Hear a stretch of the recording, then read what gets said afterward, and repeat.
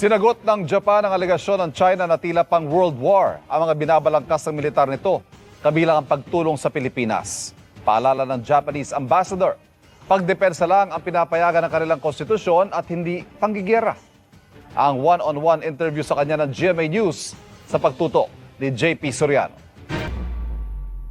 Sa 4 na araw na state visit sa Japan ni Pangulong Bongbong Marcos, naplantsa ang mga kasunduan ng Pilipinas sa Japan para palakasin pa ang defense at maritime security ng Pilipinas. Pero pumapalag ang China na nababahala umano sa binansagan nitong Japanese military expansion na ang pagkakabalangkas umano ay pang World War II. Pero matagal ng patakaran ng Japan ang umiwas sa ganyan.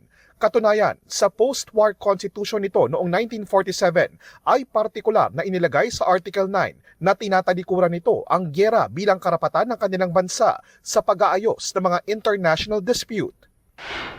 Pinaalala rin ito ni Japanese Ambassador to the Philippines Endo Kazuya nang hingan ko ng reaksyon sa nabanggit ng China.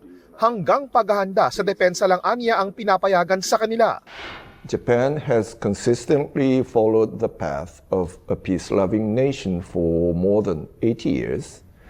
Japan's policy is defense-oriented, is allowed only in a strictly limited environment in accordance with our constitution. Sabi ng Japan, baka ibang bansa ang nagpapalawig ng kakayahang militar, bagaman hindi niya ito pinangalanan.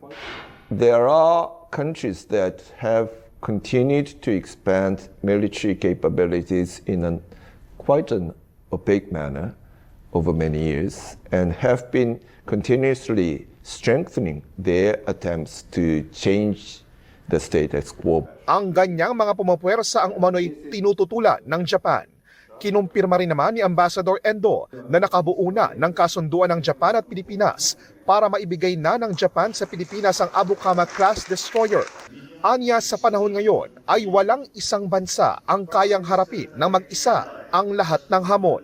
We believe that by enhancing the defense capabilities of allies and like-minded partners, we can strengthen regional deterrence.